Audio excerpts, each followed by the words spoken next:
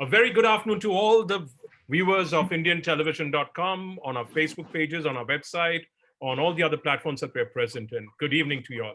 The novel coronavirus, SARS-CoV-2, has been good in several areas. One is in forcing countries to re-examine their health systems. The other has been in digitization. It has accelerated the adoption of digital into what were only imaginable as physical processes. It also helped push a larger group of consumers to online news and information platforms to keep themselves updated about what's going on in the world. Reliance Jio chairman Mukesh Ambani today revealed at the company's AGM that Jio witnessed consumption of close to 500 crore GB of data last month. Of course, entertainment consumption would have formed a large part of that, but a survey has estimated that news consumption online, whether it's in the form of text or video, went up more than 75% over the lockdown as more and more work from home was resorted to, and more newcomers latched onto digital to consume their news. That is definitely good news for digital publishers of news. As some observers have said, the volume of adoption of digital would have taken more than 3 years.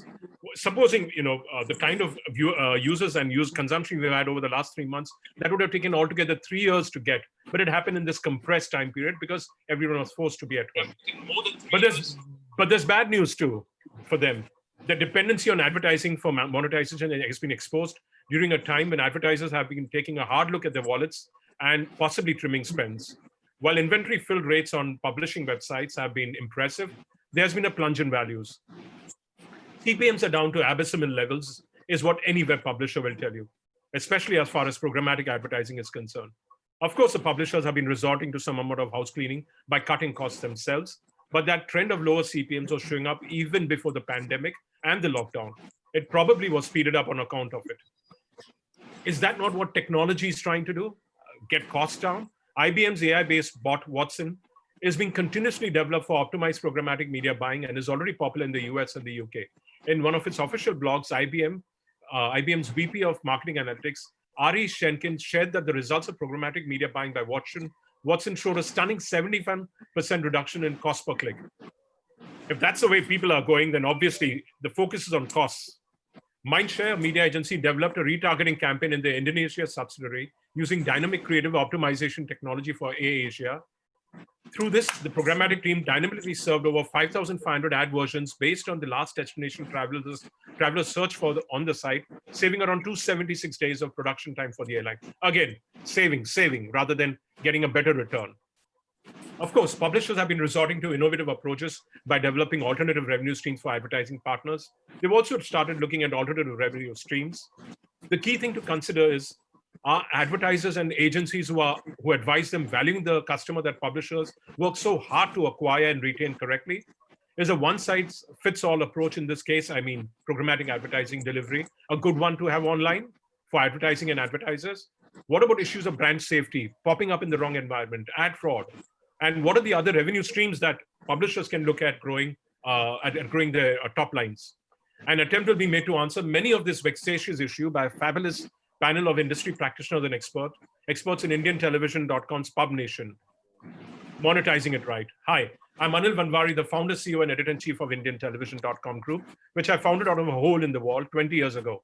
And today it is a leader in many ways. IndianTelevision.com, India's leading B2B destination for those interested in the business of cable, satellite, OTT, production, distribution, advertising, and marketing media, is a leader in that space. Terrychakra.com is a leading go-to website for those who are interested in what's going on in TV and OTT shows and movies and in the lives of the stars and behind the folks who work in this area.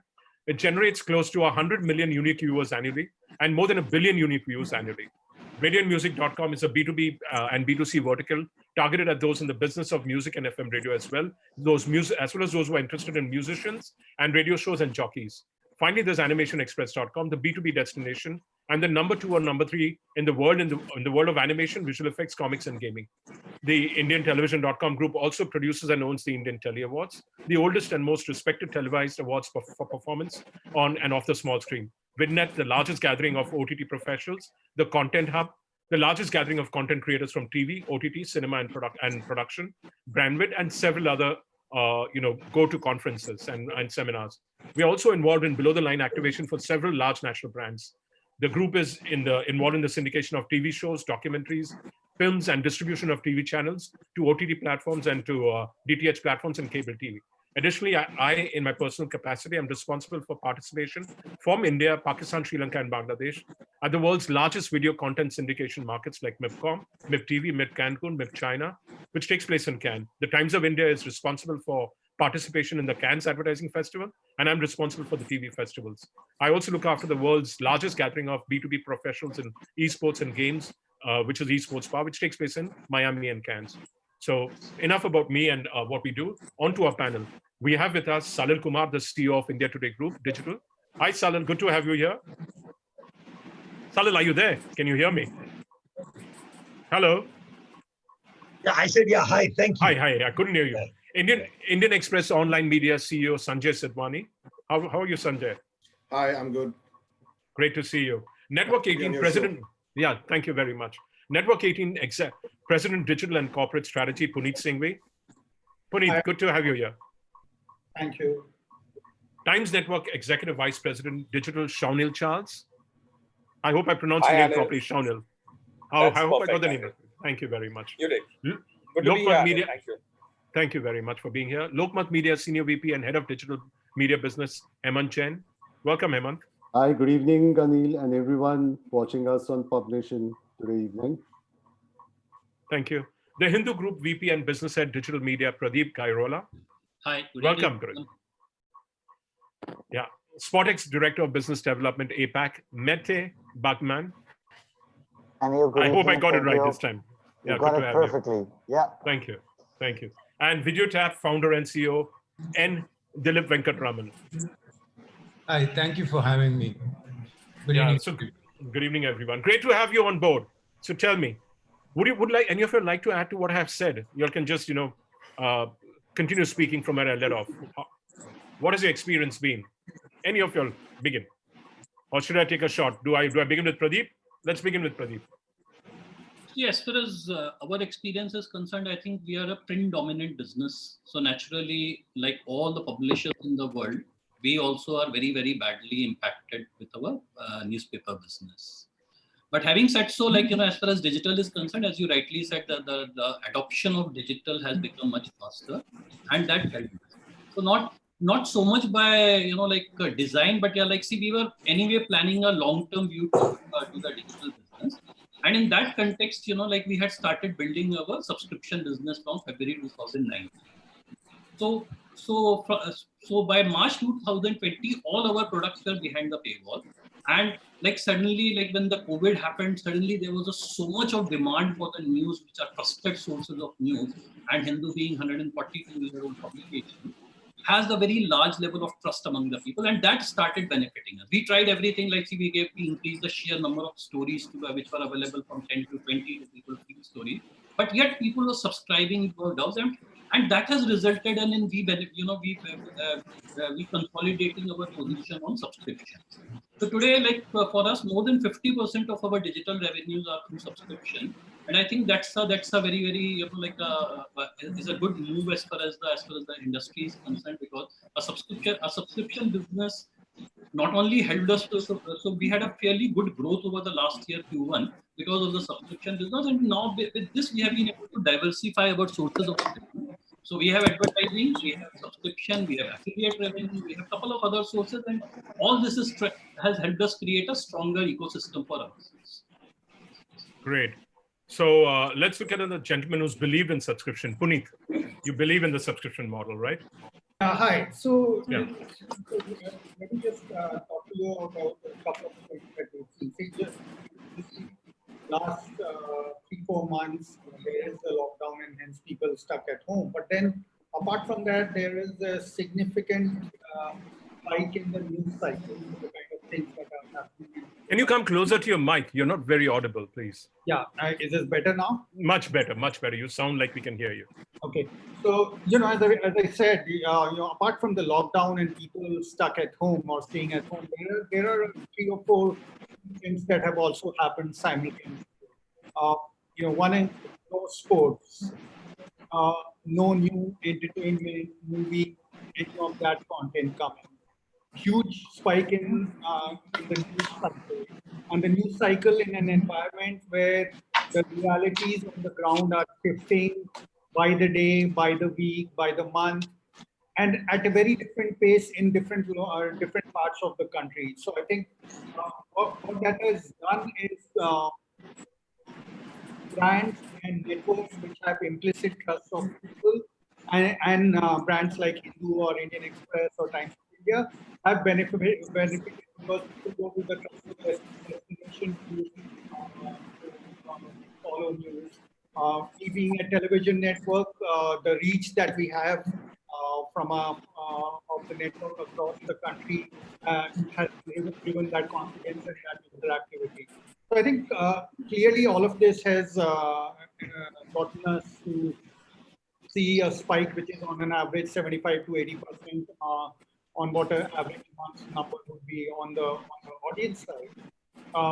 Yeah, obviously we all know that it's not necessarily translating into a similar proportionate growth in advertising, because on the advertiser side, there are significant challenges of supply chains being broken, the distribution chains stalled, people are not able to get the merchandise out to the retail network and all that. So clearly, and the general economic climate, people have tend to be a lot more tight-fisted. But in all of this, one of the trends that that we are seeing is a significant spike in the traffic that we see on Money Control and CNBC, our digital site, and it's basically pushed, sort of validated by the fact that because of the uncertain environment, people want to conserve cash, people want to look at saving avenues, people want to be a little bit more financially aware about things that they are doing and the way they are sort of using up their money.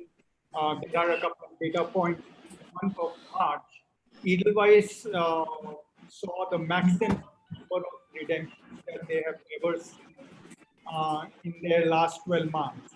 And then in April, they also saw a record number of new accounts opening. So clearly, the orientation to try and avoid, save money or plan their money better is working well.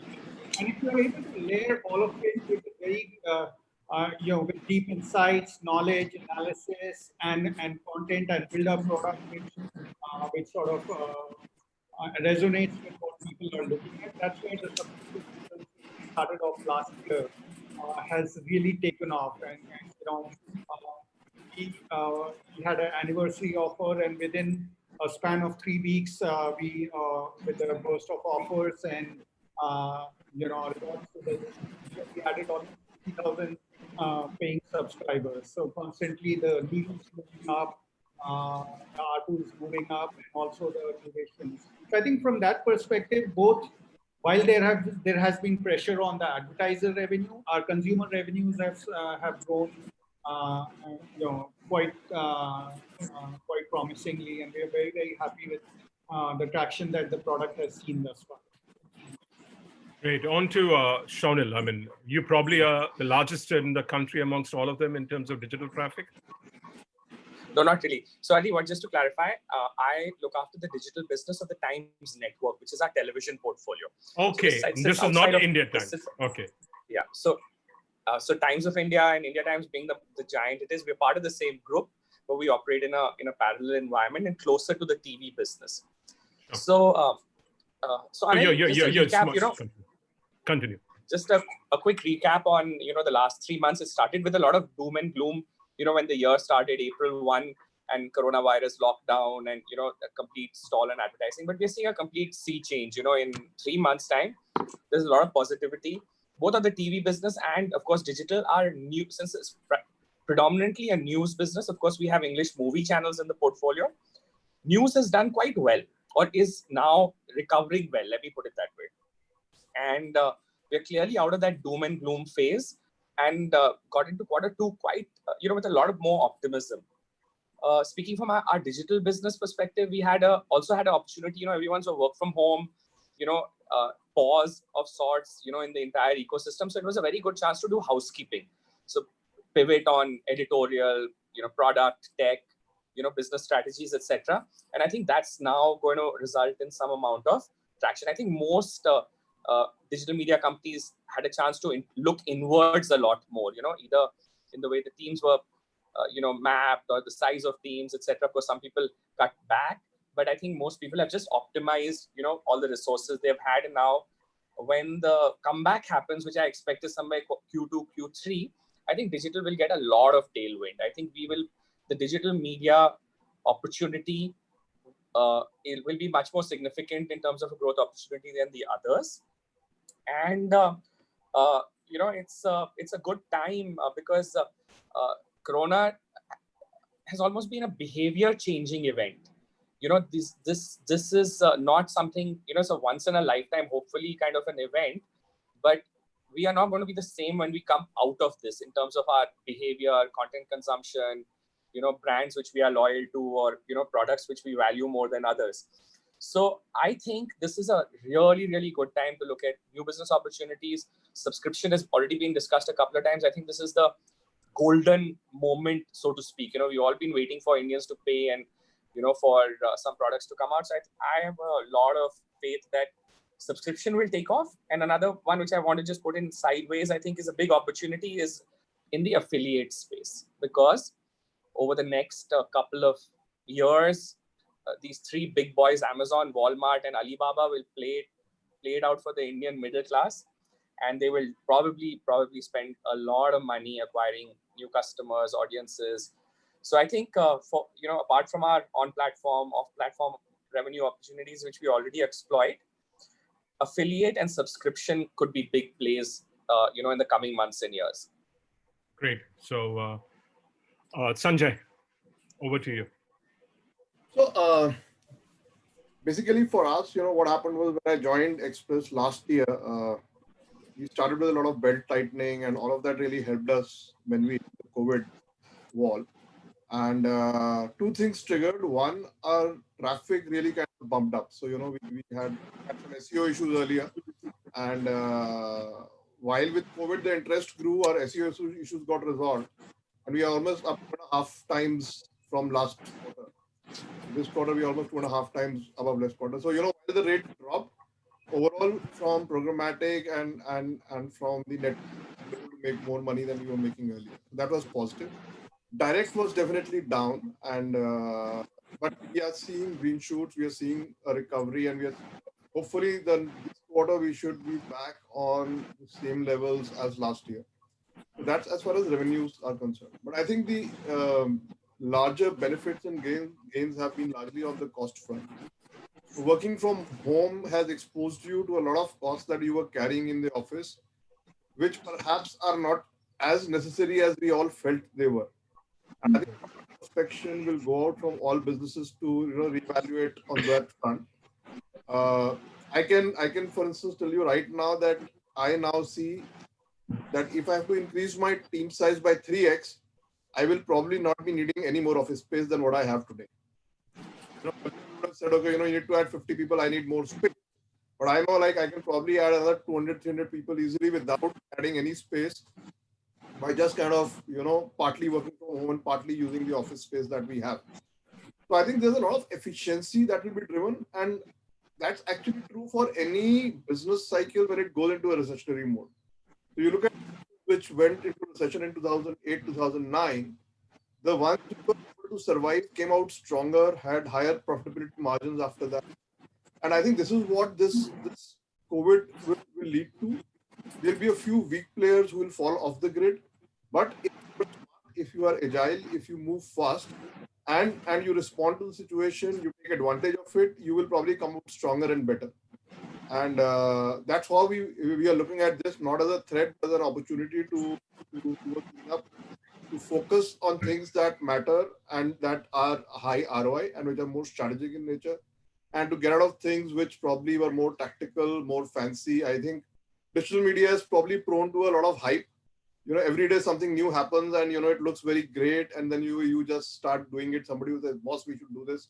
And, we start working on it. So I think a lot of that will get cut, and the core is what you'll focus on. Great. That was a great insight into the way you all have been thinking at the Indian Express Group. I'll move on to Salil now. One of the, pioneers in terms of magazine publishing for a long, long time. That has been put to test in recent times, your magazine side, and of course, television is there. So, could you share something about the? Sure, why not? I mean, Yeah. let's begin. I think it's a new normal structure that people talk about. These are times which, I would say these are disruptive times for some, but there are new learnings. We've realized a lot of stuff can be done from home, like Sanjay was just talking about. I think the factor, we call it as blurs day, it's getting blurred.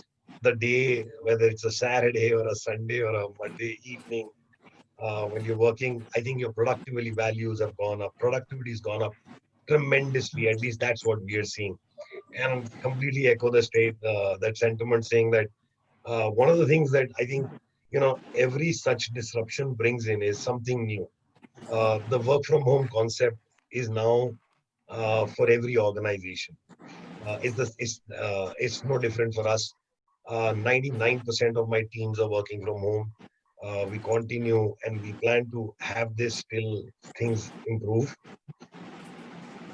As far as our businesses are concerned, we've got three key businesses. In fact, when you look at the whole 360 degree, we've got TV, we've got print, and we've got digital.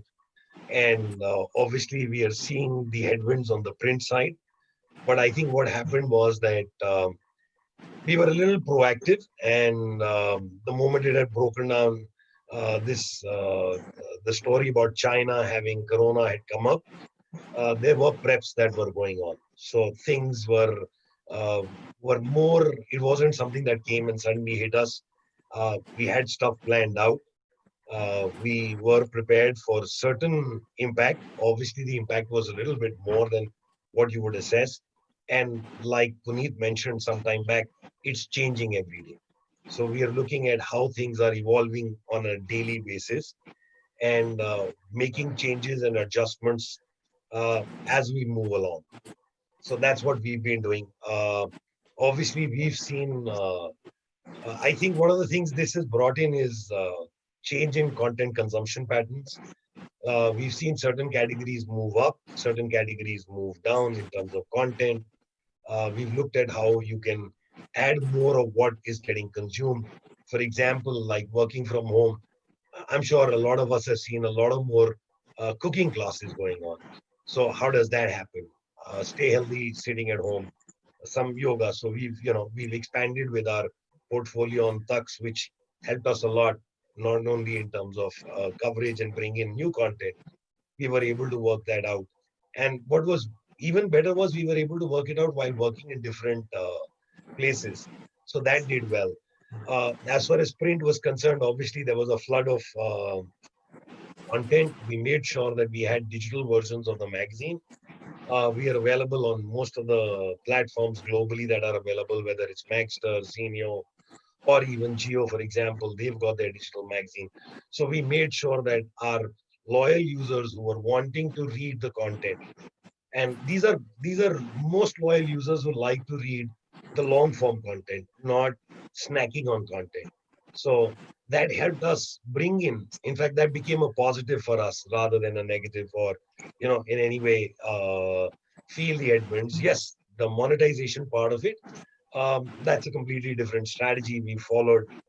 We strongly believe in our partnerships. We strongly believe in the brand sales team, which has been going out.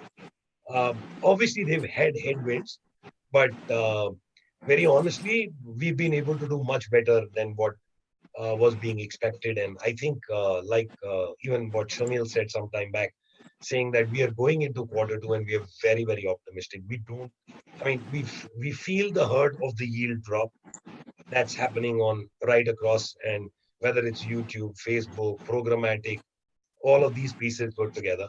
But a lot of it got covered because we got a 3 to 4 fold, when you're looking at a 2-fold, 3-fold jump, the yield drop by 50% gets covered. The brand side revenue did get hit, but again, that's been picking up. We are seeing a very healthy pipeline. The entire pipe is being monitored very strongly. We are trying to focus on that. And I think the last component that I really felt that we as an organization looked at was the well-being of every individual. within the organization. The focus on keeping everyone positive, motivated, and making sure that they were comfortable even when they were working from home in terms of requirements of what it is. Uh, simple things like even, making sure the bandwidth for everyone was at the best optimum that was available, was made available by the organization. So the disruption on work did not happen. And this was all planned. So we moved very well. And I'm seeing a lot of contribution coming in terms of more content because people have more time. I think they save 2 hours a day. 2.5 hours a day minimum was saved by everyone by working from home also. Great. Thank you for that. Now on to one player who's a major regional player, Hemant. Lokmat, in terms of the regional consumption, language consumption, life is very different there, right? Very true. And I think so it's very exciting times for all of us who have a very, very niche play on a specific language. So while Lokmat has been the largest read Marathi daily in India, and very interestingly, one of the few media brands who by choice have operated out of a single state, which happens to be the second largest state in India, basis the geo and the population. We were relatively new in the online media space. We came full throttle 3 years back. For me personally, in my last 25 years of digital journey, my first experience with online publishing was in 1996 when I was a part of the founding team with IndianExpress.com. We were the first newspaper to go online. And over all these years, with every assignment, I have reaffirmed the fact that content, technology, and distribution, if you play it right, in the right proportion, the right strength, really helps you build a very scalable business model. So the interesting thing, if I just have to share with you, in September 2017, we had a 1.3 million uniques on Comscore, and as I talked to you last month, we were 25 million. Much? 25 million uniques on Comscore. So 2.5 years, this has been the journey. And eventually it's a very interesting case study because the first thing, we believed is we're not going to play the Comscore game. And we continue to invest behind content, building capabilities. And most interestingly, when we started a journey, we said, how do we bring about the convergence in the true spirit? So with close to 4,000 on-ground reporters covering news from the 35 district places of Maharashtra, we started a convergence project, which I want to believe was one of the largest projects in the country, where we actually enabled our on-ground reporters with smartphones and a whole lot of training in terms of how to capture news using a smartphone. And we built an integrated content management system with an ability to report news on digital first. And I must say the last 3 months have been, while we all have, been challenged in different ways, and what we are witnessing is something which we would have never imagined we would witness. But I must confess here that even me and my team would have never imagined 125% growth in traffic in less than 2 months. And I want to firmly believe that this growth has happened because of our investments in creating valuable content, investing in technology which has the ability to deliver content in the relevant time period to people, and creating a vast distribution network in a manner that it's not a cookie cutter. So what we do is, when we work with multiple platforms outside their ecosystem, we try to customize the content for that particular platform, thereby making the content play very, very relevant to the audiences and their expectations from a third-party ecosystem. Interestingly, what we see is also some of the points as Salil shared, that we have seen interesting uptake in some of the categories.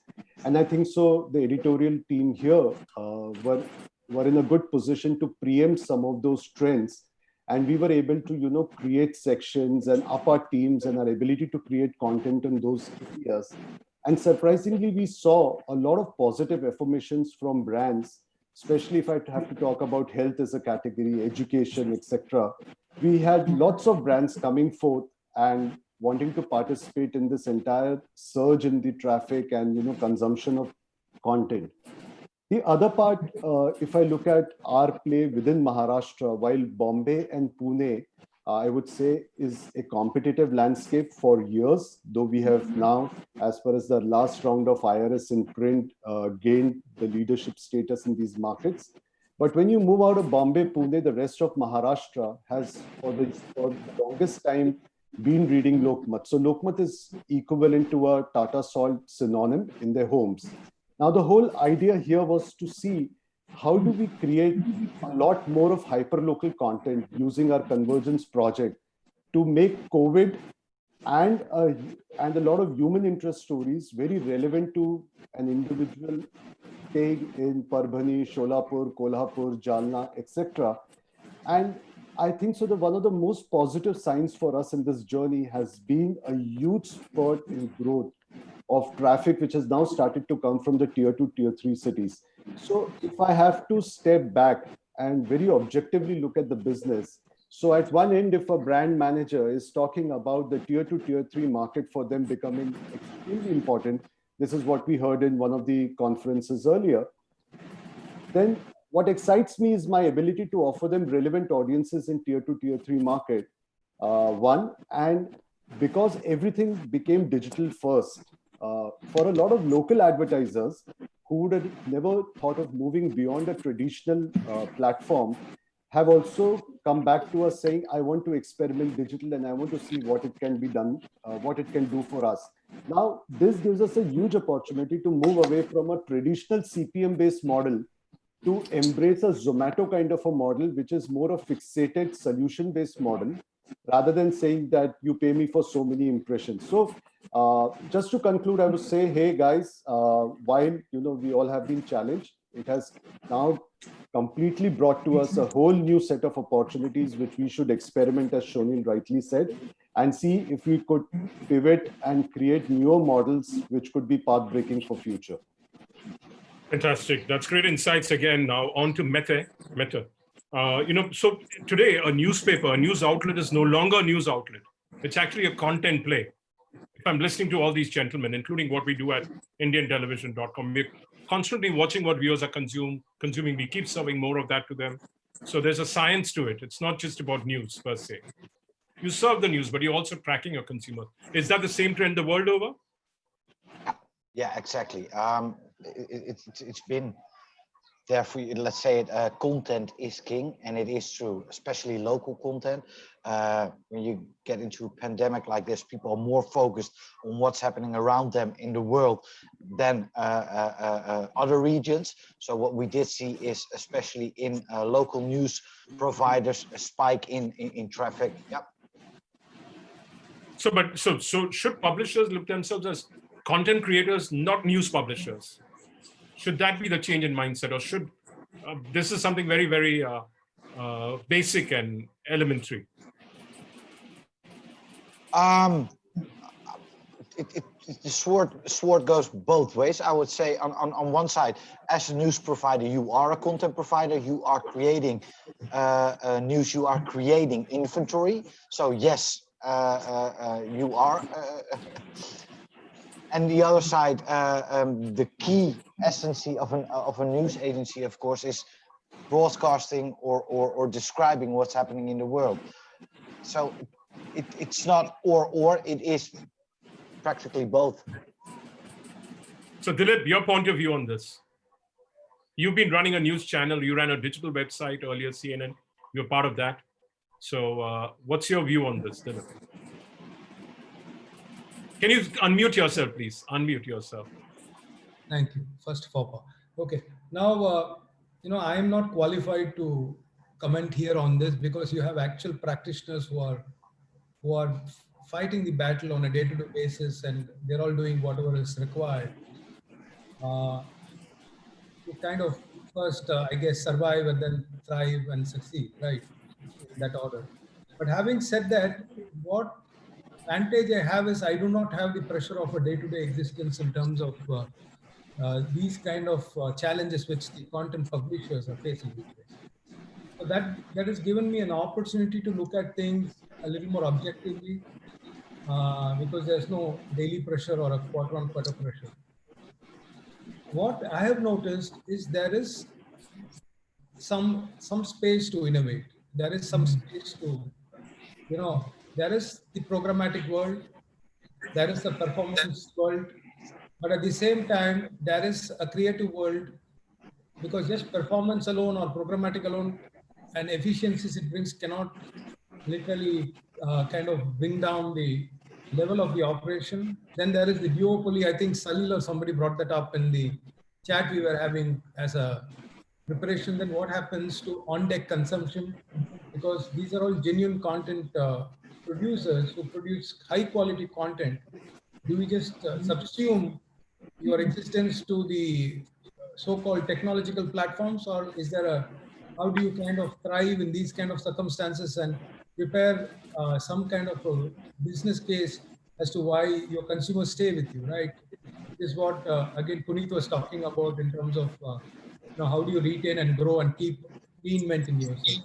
While all this is there, I think there are certain disruptive products which are available, which can ensure that there is engagement on your content, engagement for the advertisers, and kind of help grow the ecosystem while not getting bogged down by the forces of the market. Because if the market, which is constantly evolving, can be shaped by the practitioners themselves, then they are part of the change as against being victims of change. That's all I have to say right now on this. Thank you. Anil, I would like to add on the content part. See, like, while there is a lot of pressure on, creating a multi-content like a video and all, but see, largely all of us are known for high quality journalism. And I think that's where actually in the digital world, especially in the subscription world, it's not more content, but the lesser and a deeper content, which is going to take away the pressures from the publishers to create more content. Rather than more content, create a deep content which can engage, content which resonates with your audiences. I think that's the large opportunity. We all need to create a certain amount of content, whether it's a podcast or it's video content. But the core which is going to serve us well will be our quality of our content which we create, the journalism that we stand. That's how we look at it. But there are sites which are coming up with citizen journalism, which are doing very well. This I'm throwing to all of you, where people are aggregating content from citizens, and those are doing, and some of them are doing even better than the large publishers. So are you all losing out an opportunity? Anyone wants to step in. The field is yours. I think there's a very, very large space in a country where there are 130 crore consumers, right? And see, like, in this game, in India, niche is a mass. If you even if you go for a 5% user, 5% user of a 130 crore population is bigger than perhaps the biggest, so many countries in the world. So I think there are thousands and thousands of news players are required, and each one will have its own space. So we firmly believe that we stand for a certain kind of journalism, and that as long as we are there, we have there is a set of audiences which will consume our kind of content and will work for us.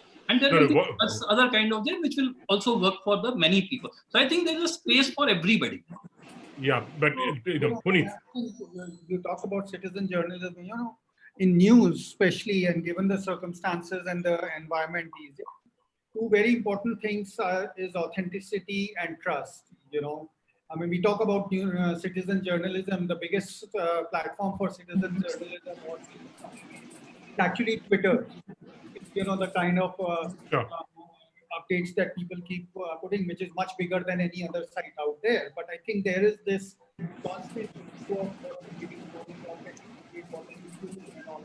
and hence there will, in my mind, the whole endorsement of a trusted brand which has built its processes and screening and editorial practices over a period of time will always carry value. And that sort of, if you sort of extrapolate it, it connects to your points of brand safety and the right kind of news.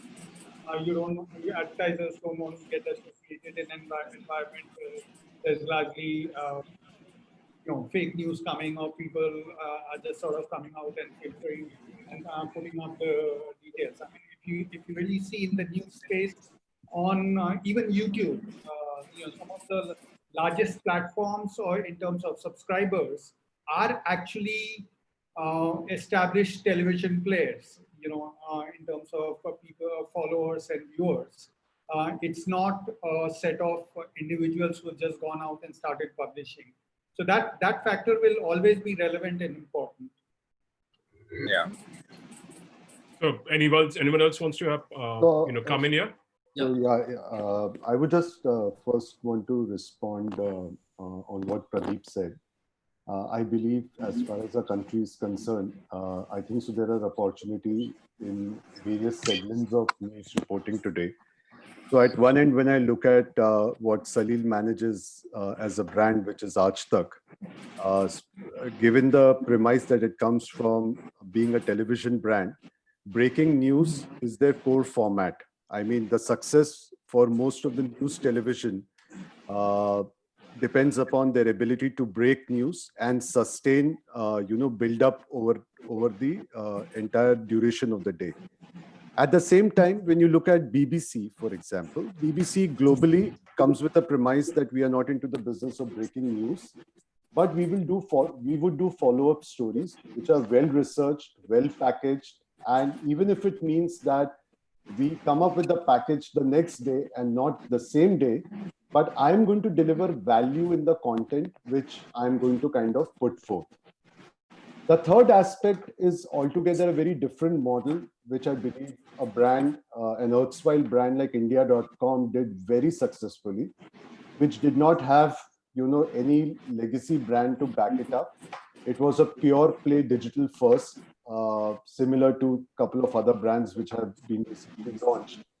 And they were able to walk up the top 5 charts on Comscore because they had a very inherent ability to understand how to get a consumer to click on stories on Google search and other third media platforms.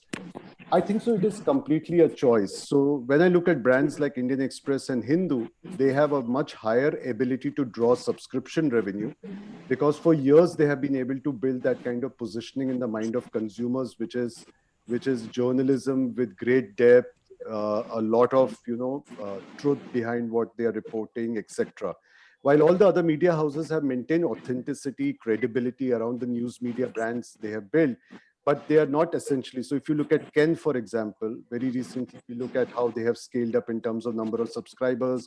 They do less number of stories like BBC. BBC doesn't do more than 4 or 5 stories in a day. So I fundamentally believe that you have to make choices. And if I have to say, for example, if I have to take our strategy, while on lokmat.com, my approach is on lines of a Times of India or an ndtv.com. But when it comes to a video play, I can't compete with a television channel because I don't have genetically that kind of infrastructure available. So my approach is to see how in the Marathi space, I could take a BBC or a Lallan Top kind of an approach, which is more research, more packaged news around Maharashtra and become a very premium channel on YouTube and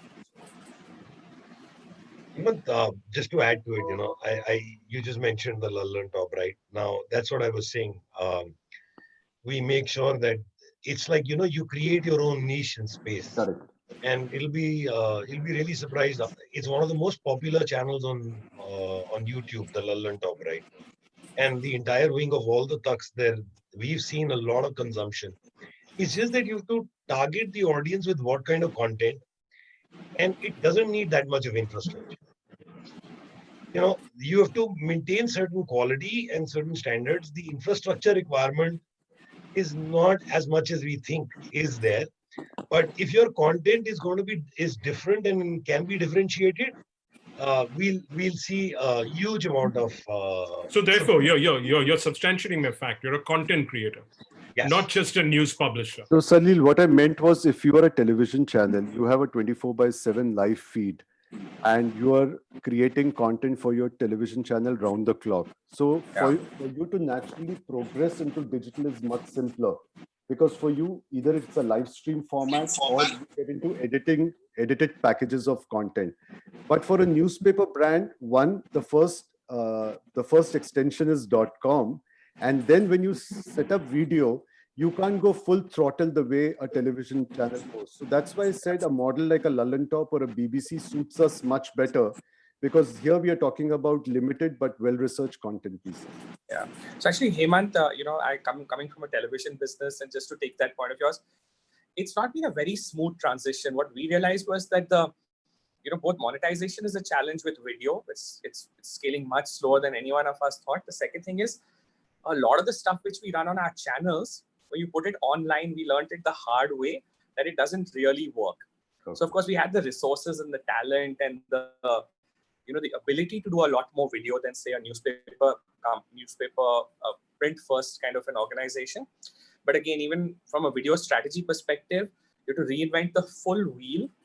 And then I'm coming back to what the main crux of this discussion is, which is monetization.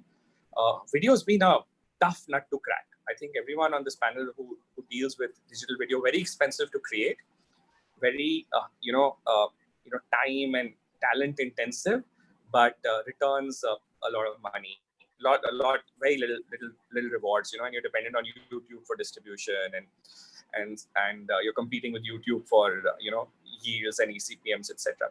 So I just want to switch this conversation back to monetization a little bit, and without sounding, sometimes in these conferences I generally sound like a bit of a pessimist, because we've been doing this for so long and trying to extract revenue opportunities out of digital. I strongly believe that the near-term future, or even the present we are sitting in, is the cusp on which our fortunes will change.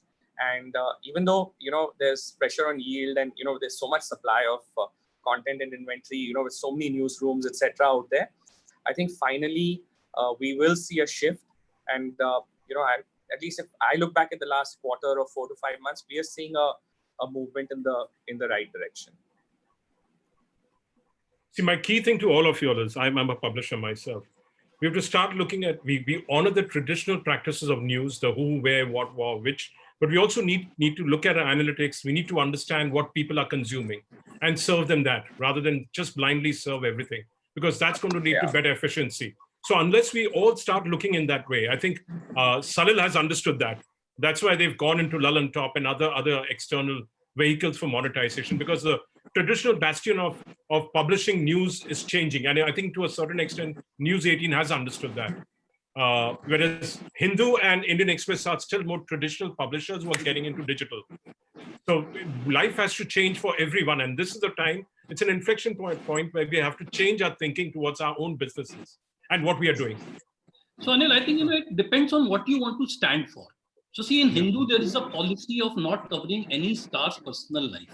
That means 50% of SEO content doesn't matter to us, right? But does it really work against us? No, not at all. Because, it is there is a set of people who want, a very serious content, need to know news versus a good to know news. So we stand for need to know news. We stand for high quality journalism. And we don't do star personal lives. When we don't do star personal lives, we take a call that we are not bothered about 50% FEC. No, that's fine. It's just a thought I wanted to throw at you all, at Sanjay and Pradeep, and that, you'll have to start rethinking your raison d'etre, because the world is changing. Tomorrow an upstart, Vice came out of nowhere, and today it's a giant in the world of digital publishing. They're massive.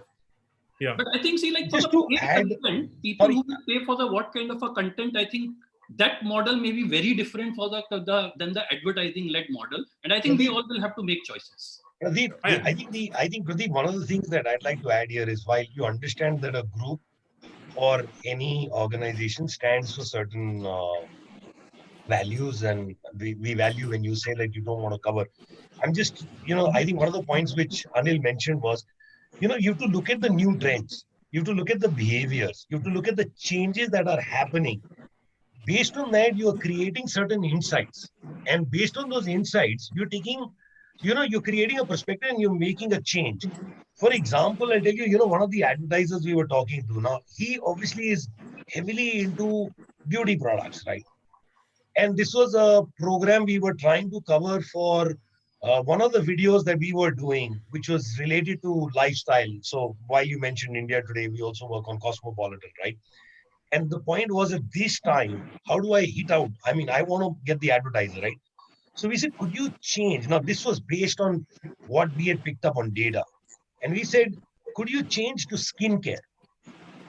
You know, rather than a beauty product, let's talk about more about the skincare factor that you're going to be exposing yourself to or doing. So it was changing from that beauty care factor to a skincare. And that video did much better. And the advertiser also got a lot more engagement in that scenario. Now, that was from an advertising perspective. Lallan Top is from a consumer behavior perspective. Aaj Tak, for example, is hitting 40 million. It's the single largest followed or subscribed news channel today. Trust me, when we started 3 to 4 years back, we were just about all right doing something on YouTube or maybe on Facebook. But we realized the values that you get from your owned and operated, which you call as owned sites, as well as through the partnership ecosystem. I mean, there are partners like Taboola, right, which help in further dissemination of content. Now, you choose the right content that you use, and you use the right platform, and you realize the returns that you're getting from them are like 3x and 4x. So those minor those are changes alternative, yeah. Those alternate streams of revenue have to be thought of. That's what I was coming to. So in our case, see, like we look at analytics in a very deep way. Getting hit, CPMs are going down. Yeah. So we looked at the people who read editorial. The guy who reads 2 pieces of editorial has a very high propensity to pay for a subscription, vis-a-vis a guy who might be consuming 50 articles of, which are on a, say, entertainment domains or other domains.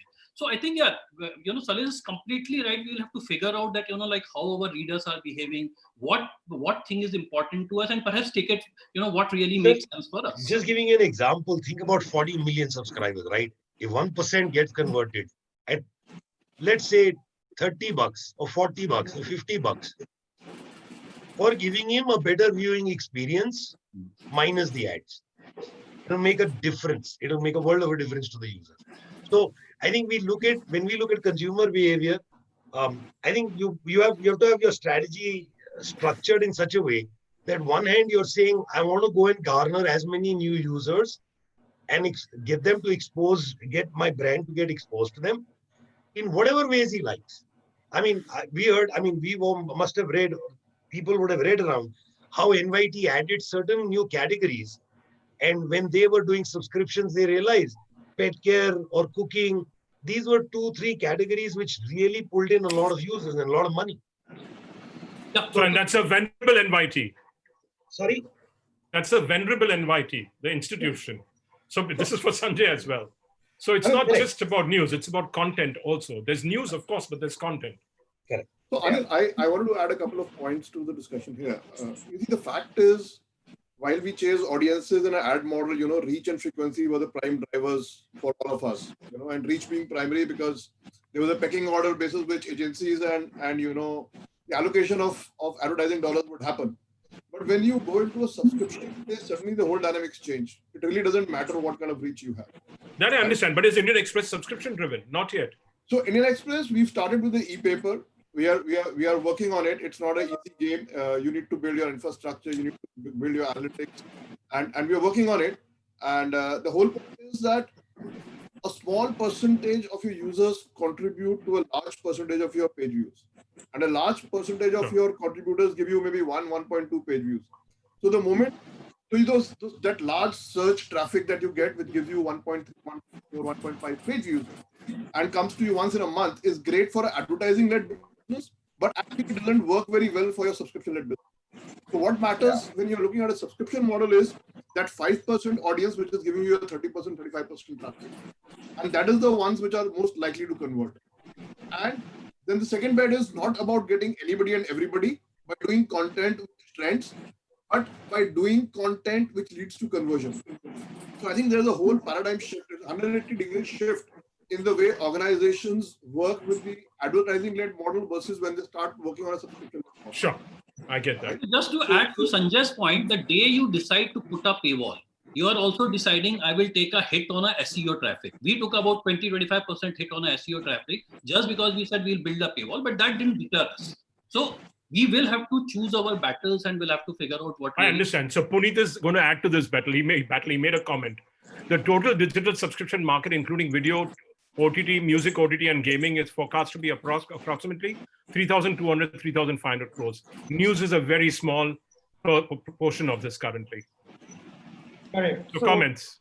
This is the data that we have basis a couple of research out there, and this is essentially 2021 data and forecast to go 3x over the next 2-3 years. Predominantly, it's the OTT subscription model. Absolutely. And then followed by music subscriptions, and then a small portion of it is gaming subscriptions.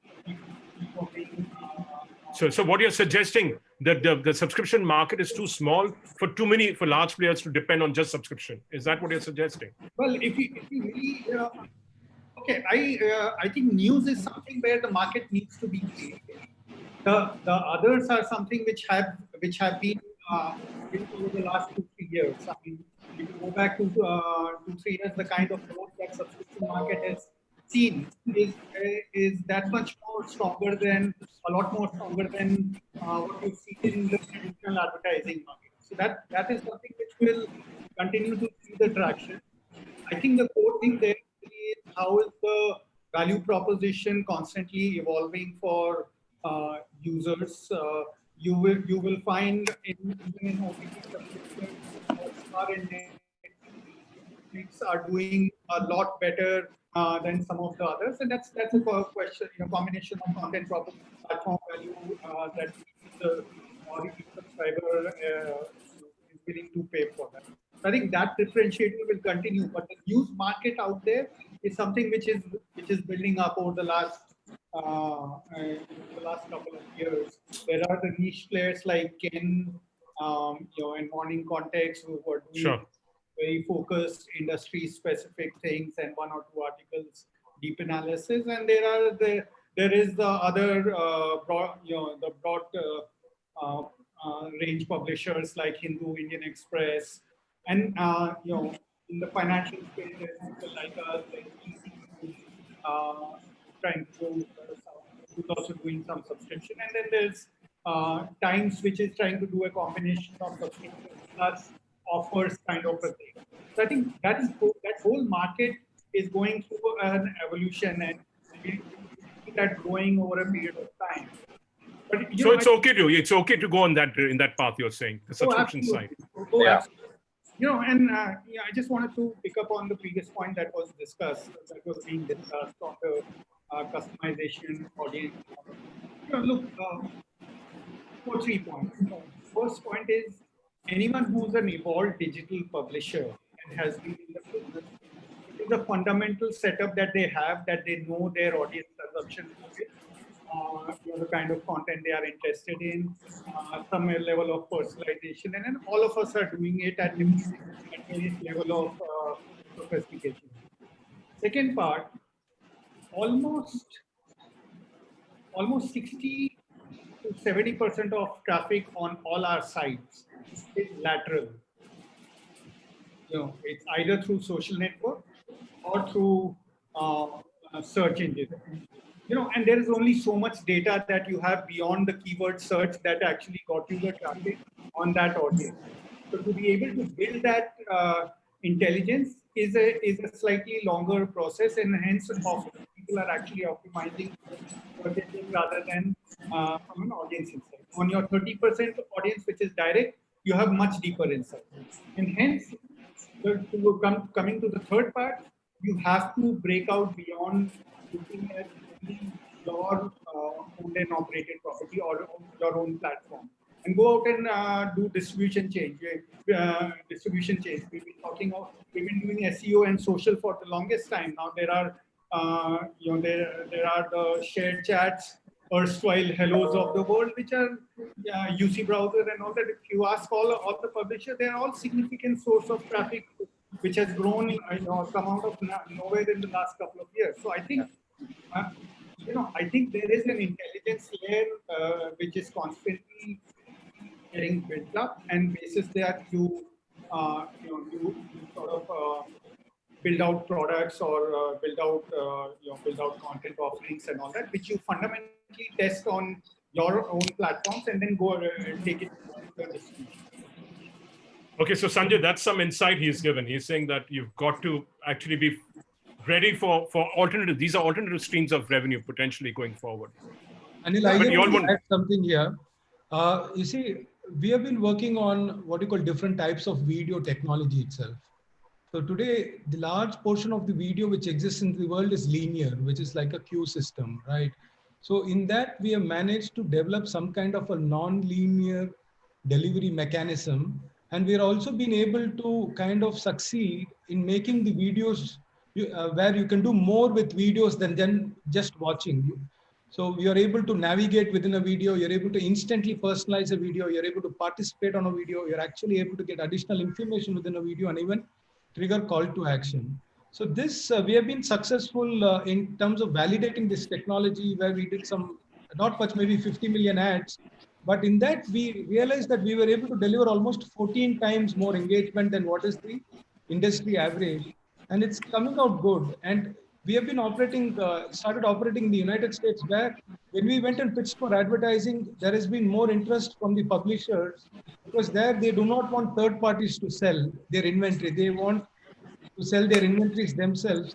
They've been asking us how this can be used for what we call content also. So there is one particular news organization. We are an NDA, so I can't disclose a name, but where we are able to kind of use this technology and generate instantaneously bulletins for each and every person.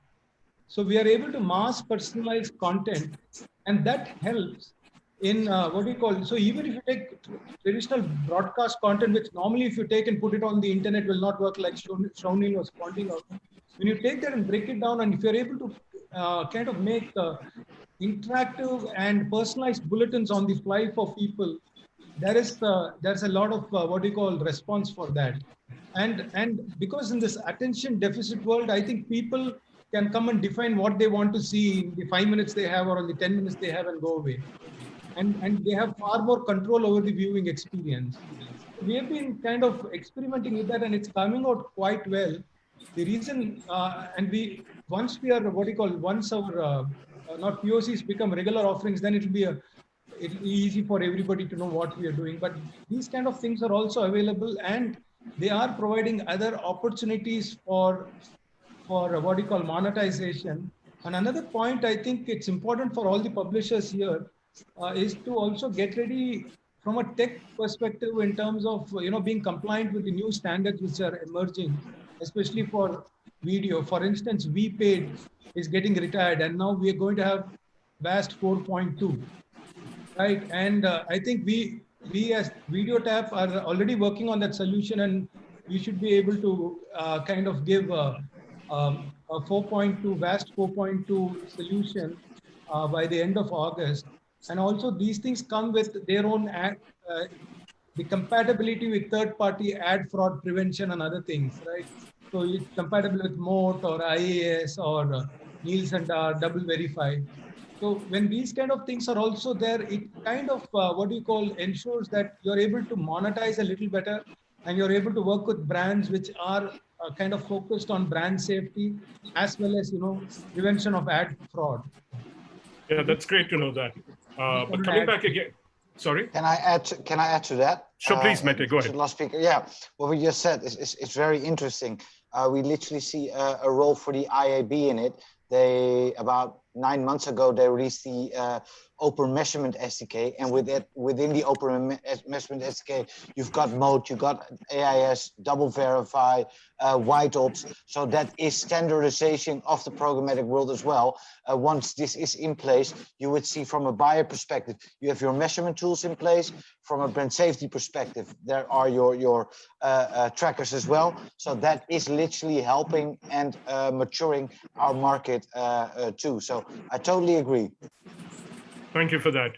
But coming back again, publishers will also start looking at advertising as part of their entire content play, rather than just as banners or just as interference with as far as the consumer is concerned. So they're going to work closer with advertisers, even news publishers. That's my view, and that's the way the world is moving. Any comments on that?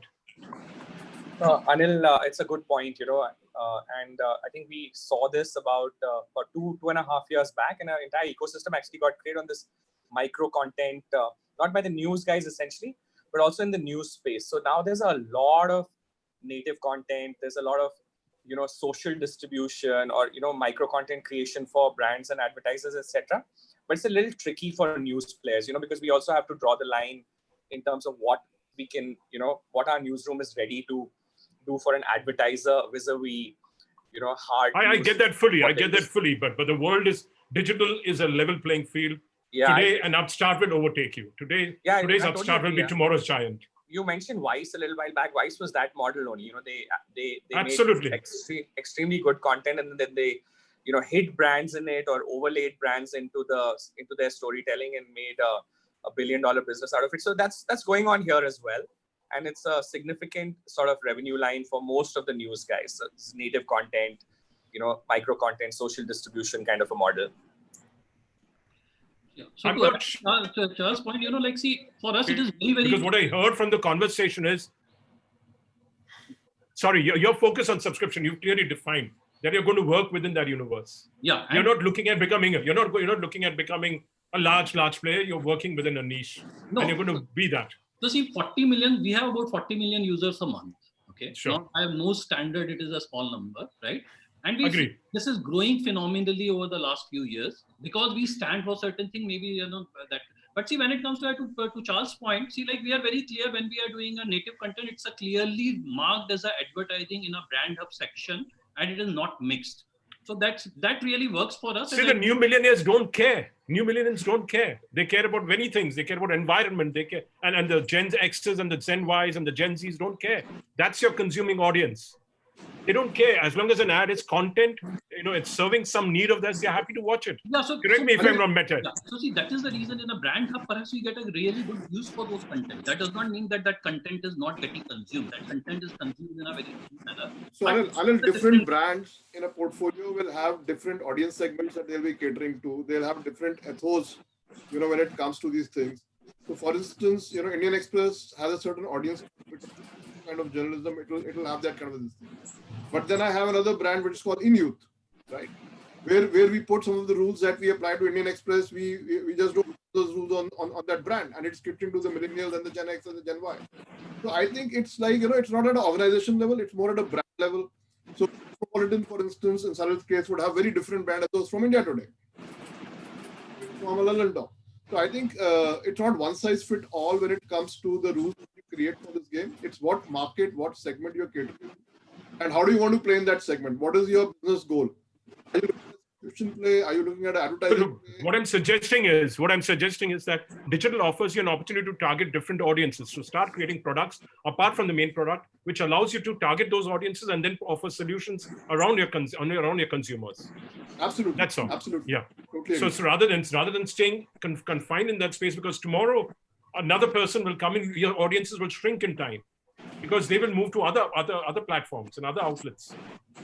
So, Anil, so we had a very strong audience for crossword. So we created a new product for crossword, and so every see these numbers. So this is a very, very strong community which plays crossword. So we created a complete website. It's a pay product. It is doing very well. So yeah, as you rightly say that there are various ways to really slice. So we are talking about monetization. We're talking about monetization. So create different pieces of content. Yeah. And try to see that how best you can overall pie can be increased. That should be the larger. Sure. So Anil, I'll for some time jump onto the shoes of a marketer or an agency. I think so, because those are the set of people we service to monetize our inventory, monetize our community. And I very fundamentally believe that in testing times like these, where there is a huge constraint on available budgets, it completely depends on the category in which the brand is currently operating and what their marketing and sales objectives are. So there would be set of brands who would be purely looking at performance-based campaigns, which are generally, guys in real estate, and we know all those categories who are performance-driven categories. And we have generally seen that most of the performance-driven brands have a huge comfort level, and I've been talking to a lot of them with regard to getting good quality conversions and at an efficient value on Facebook and Google. Because all of us in various forums have been having this issue with saying 80% of ad spends in India with Facebook and Google. I think so. It is also very important for us to introspect why, because I fundamentally believe one is the volume, and because of the volume, their ability to deliver, good performance campaign in terms of ability. If I look at as an outsider, most of the most of the news publishers like us, the marketers have used us for mid-funnel exercise, and not really as performance, because whoever I speak to is very wary of going to an advertiser and saying, use my platform for a performance campaign. It is a cost per lead and a cost per acquisition, etc. We are more in terms of saying, I'll do your brand campaign and I'll drive traffic to your site, etc. So we are more from an agency point of view, a mid-funneling platform. Now, if you look at the future, I look at it more data-driven. We've been speaking about programmatic. While there are attempts being made by large agencies to bring all publishers under one roof and get into central buying purely through programmatic, which most of us have been opposing. I believe that, over the last 10, 15 days, the number of solutioning I would have done for brands is a very interesting shift, where I think so I'm moving away from selling display to giving a very, very integrated solution, which includes advertorials, which includes, native Absolutely. ads, content, video, social media content, and also social viral content. Now, if you look at a very large, at a very macro level, there are very clearly three segments of content within what most of the online publishers are playing today. So one is what is called hard news, which is a lot more driven by deeper journalism. Then there is something which is soft news, where you have categories like lifestyle, health, auto, gadgets, etc., which are very high in terms of traction, but they don't fall into hard news and journalism, hardcore journalism background. And the third genre is what we call new age content, which is scoop whoop, witty feed, which is social viral content. And whether we like or don't like, even if I look at Lulantop, it's somewhere very sitting in between the second and the third, because that is what a Gen X is wanting, content in that tonality and manner to be served to him, which is what more memes driven, etc. I think so. What we need to do is embrace this reality and try to understand what is the problem I'm trying to solve for my brand or a marketer, and try to offer him a more integrated solution, which is what you call as brand solution, branded content, which goes beyond just going and doing a direct sales of display. And you create internally a mindset of an agency, of how an agency would service the client, come up with solutions, have certain KPIs of measurement. Because I don't think so in digital, any one of us can escape from this whole science behind campaign performance and campaign measurement. So I think so we'll also have to change ourselves, the way we present ourselves to the brands and what they seek from us. So therefore, today, a social media, if we do a campaign, we get a lot of revenue out of it, because people want us, our notifications are monetizable from our subscribers, or whoever's, coming onto our site. They subscribe to a notification alert, and we send a campaign along with that. So there is money at every monetization is possible in many, many areas. So we need to start monetizing in content, in the technology that we have, and not just stay stuck to pure journalism, which is good. Do pure journalism. That's the hard part of journalism, but you need to have the other alternative streams of revenue. Times of India on the ground is doing a lot of activations. Now that has come to a stop. They have to find other models. We had conferences as a business model, but that has stopped. So we're doing webinars a lot more, which are being monetized. So we need to find alternative streams of revenue. That's all I'm getting at when I'm talking about pushing that. News is one part, but you have to look at publishing as they're publishing content, not just simple news, because tomorrow somebody else will come and take away audiences. We have learned one thing in the recent past, that when we used to be, at least I used to be a publisher, there were lots of opinion and stuff like that which mattered. Now in a digital world, all opinions can coexist, and you can actually get interesting feedback and analytics. So for instance, we get analytics from what happens within a video, inside the video, what people are actually clicking and watching. And just because we were able to provide some kind of options to consumers, we had some cases where 18%, that's 18% of the audience, actually engaged longer than the duration of the ad creative.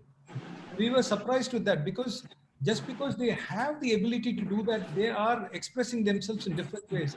I think in this whole conversation, somewhere the consumer is also still remains the king, right? In terms of, and we are service providers to them at one level.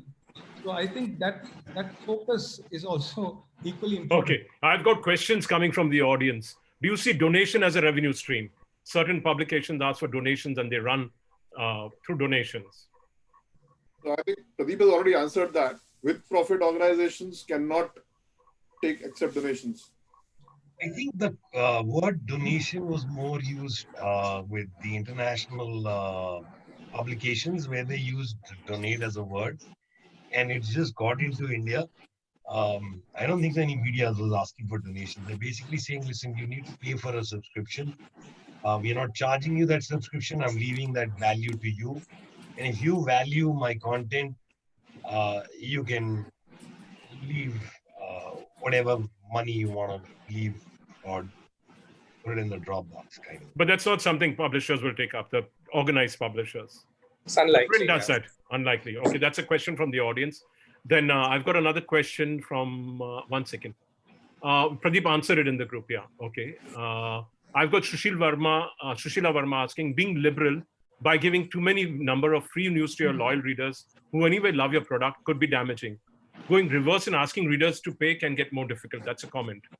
If you give away too many pieces of content free, might make it hard for you to get subscribers on board. Like, this is, see, unfortunately, like, life is not so simple that you take a thing. Like, see, when during COVID, even the world over, every publisher, went ahead and tried giving a lot of content free to the consumer because they felt that this is something, a larger service of the society. Like, news organization have a, have a larger role, and that I think most of us are aware.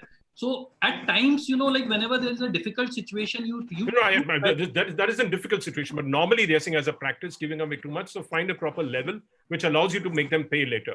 Don't give away too much free content. That's what the person is saying. I think there's a trade-off between sampling and acquisition. So I mean, just to give you an example, our paywall on the e-paper went up in December, right? But in March, when we actually pulled it down, and we aggressively went with partnerships with a lot of banks and financial services companies which had large consumer base and means of delivering via email. And we used the opportunity to actually get more people exposed to our journalism. And then in May we brought back the paywall when we saw that so we used it as a market. We used it as a social good factor, and we allowed the access. But then when in May we brought it back, we saw our subscriptions go up by almost 3x. On both sides. Okay, so to end this, let's talk about how do we monetize right in times like this where advertising is not really doing very well and probably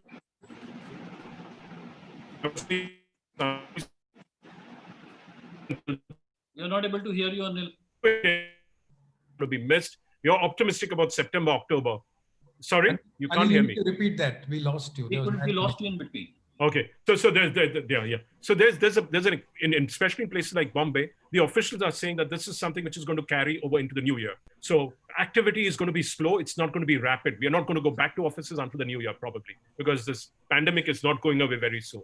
So what do we do in the interim in terms of getting alternative revenue streams? How do we get that in place? So advertising is not going to go really to return to last year's levels. It's going to still be lower than what we expect. So what are the different? How do we get monetization right in the interim period? So I think if you honestly ask me, subscription is something which is on our radar as well. But the big question to be answered is how many people will pay and if people will pay, because news is anyway. So much of it is available for free. But I know there is quality and deep content which people will pay for. But will those volumes suffice? Supporting a business model. I again want to go back to a piece which I mentioned in the beginning of this call, is that if I had $1 to bet over the next 6 months or maybe a year, I would chase the affiliate opportunity because COVID is resulting in e-commerce going through the roof. And if you tap into that ecosystem with the right partnership and revenue model, I think you'll walk away with a significant amount of money. Okay. So my take is that, see, innovation is the key. Perhaps we all need to look at our entire customer journeys, organizational setup, and figure out what opportunity exists. Like, see, we went to our editor and said that times are difficult. Can you make an appeal to the reader to pay? So editor wrote to the reader saying that, if you can afford, please pay. thousands of people ended up paying because the editor was appealing to you, right? So there is one element of revenue, other is a cost, because even cost saved helps the organization. So like see, so in Hindu especially, what is happening is like entire chain is trying to understand where are the opportunities. So in our Madurai plant, people invented a vending machine, automatic dispenser of sanitizer, because they thought that the person who are manning these are, with so many plants, there are so many people can be saved by putting these automated sanitizers, right? So that's a large cost saved for the people. Pre-press team came and said that, okay, we will create a for our e-paper exclusive. So in our that jacket may not exist in the print paper, but will exist in an e-paper. So that created certain amount of revenue opportunities, right? So typically, see, like so what we are trying to do is we are trying to see that where is the opportunity in this chain and try to see that. But at the same time, like what happens when in the beginning of COVID somebody came to Hindu, our advertising department, and they felt that this particular ad is trying to really like is not really fair because the kind of claims they are making is not correct. So our marketing department went ahead and released the ad saying that if you want to milk this opportunity, find a cow. Hindu is not the place where you can put such ads, right? So I think like only monetization may not be the way to look at it. You look monetization, you look cost, you look at your virtues, your values, and perhaps decide that what best can work for you. But innovation, in my opinion, is the single biggest word which will see us through this difficult time. Okay, Sanjay, since you had to leave. So I think you will have to build multiple revenue streams. No one revenue stream will get you across. But when you have subscriptions and you have user data, I think your advertising will become richer and more valuable to the customers. Your ROI from advertising will have a big multiplier, because right now on the publisher side, it's mostly anonymous, right? I know these are the 5 lakh paying customers I have. The value that they will generate for me in terms of advertising will probably be 50% of what I generate from the other 90% of my audiences who actually do not pay for subscriptions. Okay, so subscription, Salil? Yeah, and I'll take leave on that note. Sorry, I have another call. Yeah, thank you. Thank you. Thanks, everyone. Thank I think I think what's most important for all of us to look at is that the CPM game is an old one, and it's not something that's going to change overnight. You'll have a growth in CPM. The yields may grow up by another 30%, 40% with the kind of drop they've had. I mean, that was like a drastic fall. So if they come back, that's one. I think you got to look at the user increase that's happening and how you can choose them. You said one of the points, you said like social media, notifications. You've got screens that are opening up. I think the bigger problem that I'm trying to tell my teams is advertising is as it is going to shrink. From a screen perspective, it's shrunk. From the desktop, it's gone to the mobile.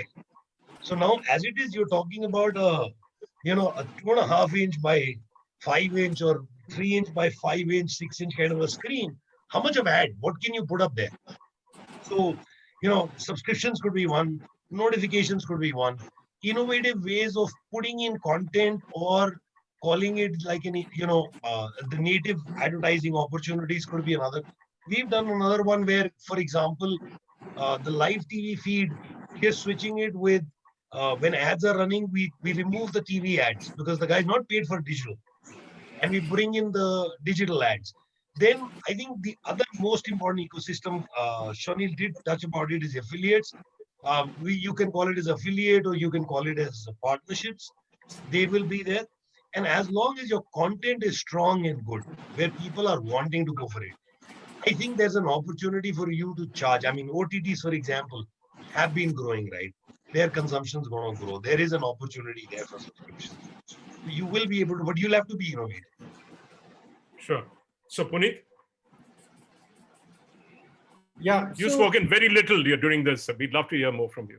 Yeah. So, I want to tackle this in 2 or 3 trends, 2 or 3 different tracks, and I think I usually have a slightly more positive outlook at things. One is on the advertiser side. Yes, if you look at from what the traditional 200 advertisers have been for digital space, there will be challenge. They will take time in coming back. But there is an opportunity outside of that 200, 300 advertisers. The amount of money online gaming companies are spending. amount of money tech companies are spending, the amount of money FMCG is spending under the whole CSR and awareness and all of that initiative. I think that's an opportunity to look at. We've leveraged that with a significant reasonable amount of success, and I think we continue to do that. The second track is really around content. We've seen, and all of us would have seen the data. We saw the March, April, May spike, and then there is a general fatigue about news around COVID, and people just look at the data and then sort of move on. So there is a conscious strategy to start looking ahead on terms of how the economy opens up, how the future of work changes, and all of those things. I think so. If you're able to weave that into your storyboard, it becomes interesting proposition for a lot of advertisers and a lot of new audience to get sort of associated with. Obviously formats like branded content and and native and being able to use your social is a given, because that's a format evolution that we've seen over the last couple of years. It's not something which is necessitated only by this. And I agree with Salil when he says that the CPM game, I don't think it's going away in a hurry.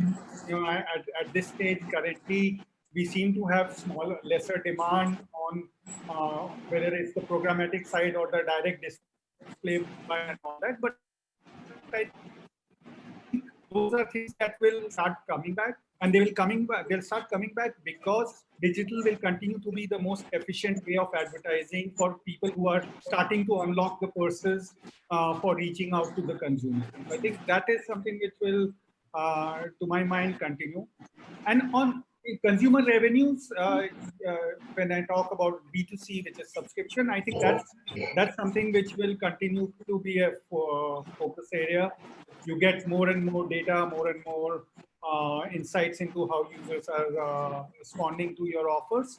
And that is something, if you got a strong value proposition backed by a strong brand, I think that will continue to have its own momentum to become a big source. I mean, in a short time, if Pradeep's business is almost 50% of the overall revenue from subscription, that's significant. I mean, the global standards, people are happy with a 10, 15%, 20% kind of a thing. Forget NYT. I mean, you see the subscription come advertising play.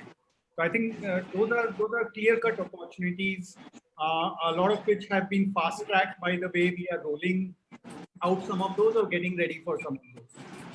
Great. They said, subscription with ads is something which is if the industry should look at rather than just subscription alone. So it's a combination of models. I agree. And see, like this is initial, but Anil, once this scales up, I think no publisher, we never see an economy without advertising. We always see that advertising, our entire aim is that 50% of our revenue should be advertising and 50% should be. So we will bring back advertising once it scales up to a certain level. Okay, Hemant, your perspective on what are the opportunities in monetization? So driven by 4 very clear points, we've been experimenting with our investments in technology, building capabilities. One, to create newer growth opportunities, and second is to optimize our current cost of operations. And there are some very, very interesting things we've done, which I will talk to you, Anil, at a later stage. Point number 2. I see a huge opportunity to do sampling with the first-time advertisers in the state of Maharashtra. Guys who have always stayed away from digital advertising, give them a sample, competitive rate, work alongside with them, and give them confidence that this works for you, digital works for you.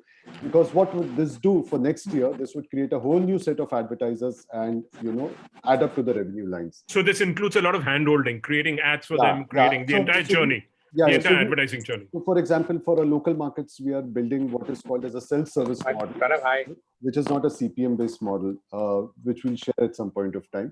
The third thing would be, we have a very lean team structure. So rather than, chasing hundreds of clients and trying to, in such kind of an environment, try to look at revenue, what we are doing, we are very selectively chasing high spend clients who have faith in us, who have seen good CTRs.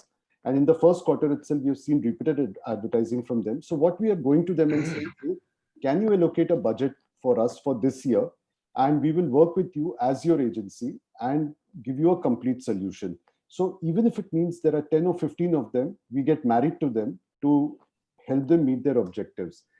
And the last very, very important point, all of us have been highly dependent on Google for our fill inventories. And with the CPM of Google today, I don't know, all of us have got different yields from Google.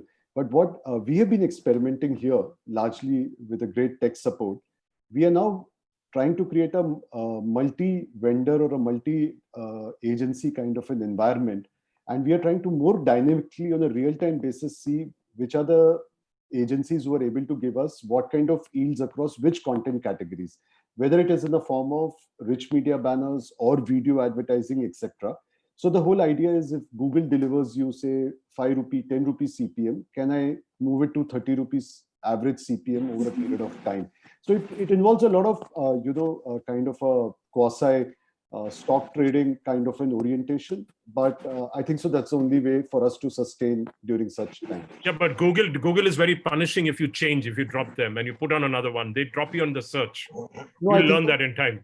No, I think so. Over a period of time, Google is also becoming, quite open about, because at one end they have their platform interest and the other end they have the fill inventory interest. And I think so. It's very important that they also realize that, a publisher today has the ability to, play around. And I must say that especially when a lot of large publishers have a lot of international inventory and audiences, there are a lot of other interesting networks which you can evaluate in the process. Great. So any last words, Mete and Dilip and Shonil? So I was just say that the partnership approach is very important because all the brands, we think we have problems, all the brands are having their own challenges, they have to revive. And now is the time to reach out to them and partner with them and help them in their revival. And hence also ensure that you get some share of their wallet. And more importantly, I think whatever limited ad budgets which are in play right now has to be kind of efficiently delivered so that, making their limited budgets work harder. And we should be open to try all kinds of innovation and innovative formats because there's hardly anything to lose now.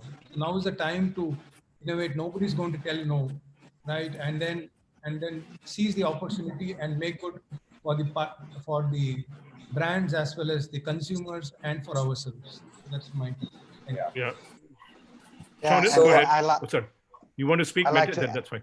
Yeah, I like to add a little bit on what Puneet said. I think there's a big chance for publishers and brands on activating and harvesting on their first-party data. That will be, I think, a next line of business within our digital ecosystem where a lot of gains can be made and what will differentiate our market as well.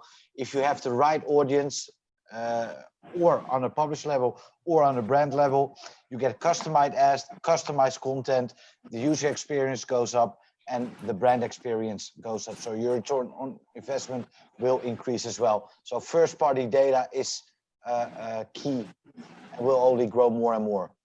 Fantastic. So nobody's talked about online syndication of content. Nobody's talked about syndication of content as an alternative revenue stream. But Shonil, you can have the last word. And then, I think we look at syndication as an important piece, and digital syndication is growing. We have a syndication business, and I know so does India Today and HD and a few other players. It's a strong revenue line, but it changes every year. Partners drop out, partners add up.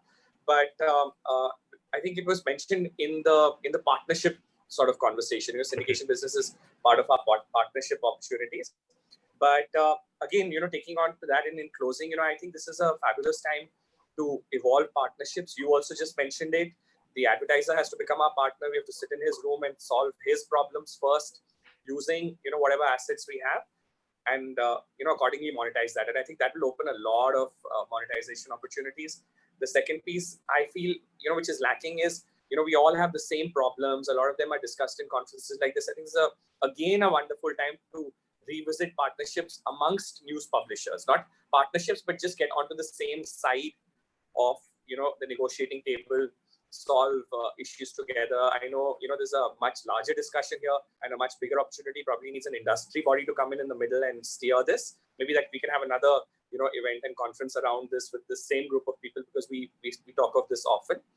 But I think there's a united front would, solve a lot of things for us in the long term. And, in what sense you want a united front? On pricing or on standards or on what? Because we have that under the IMI, right? Yeah. We have that on. No, what is, but IMI is, yeah, we do. We have a publisher consortium as well. We all know each other well, and we meet often and talk about this, etc. But yeah, there are many levels to this, and many layers which need addressing. And but pricing or our negotiating opportunity with say the duopoly can be significantly increased. And all this has all been discussed, but very tough to actually put through. But I thought it'll just, since all the CEOs of all the big publishing houses are here, it's again a good time to nudge this, and it's a good forum to talk about it. So there's a couple of things which I feel that post COVID, or as we get into the fag end of this COVID period, if we are not in the fag end, trust me, you'll be still talking about COVID in December. I'm telling you. Yeah, I mean December. I know. I have a clear line of sight for December. I don't think things are going. Nothing's going back to normal before December. So by December, I mean near future. So I'm talking about the long term after. Is everyone on the same page? December, or are we expecting September, October? December. The rest of you. December. Before December. Are you talking about December 2020 or 2021? I'll kill you, Dilip. I'll kill you, Dilip. If it is 2021, then donation is a viable option. Well put. Yeah, good but one. For groups, good one. So it's been a pleasure talking to all of you all. Thank you very much. I hope it's been fruitful. I push too much on the content piece, but I still believe the traditional publishers have to move towards looking at their publishing business as content. News is one part, and there's lots of other things which can serve to your audiences and to your advertisers. And using every tool available in the business, using subscription as a model, and also delivering solutions. So thank you for being a part of it. I hope it's been useful. I've enjoyed the conversation. And until we meet again, as Shonil said, let's have another next month and see how we're faring. It'll be great to get together again. Super. Thank you very much. Goodbye. Thank you very much. Thanks, guys. Bye, guys. Thank you for time. Thanks, people, for listening to us. Thanks, Anil. Thanks, Anil. Bye-bye. Bye.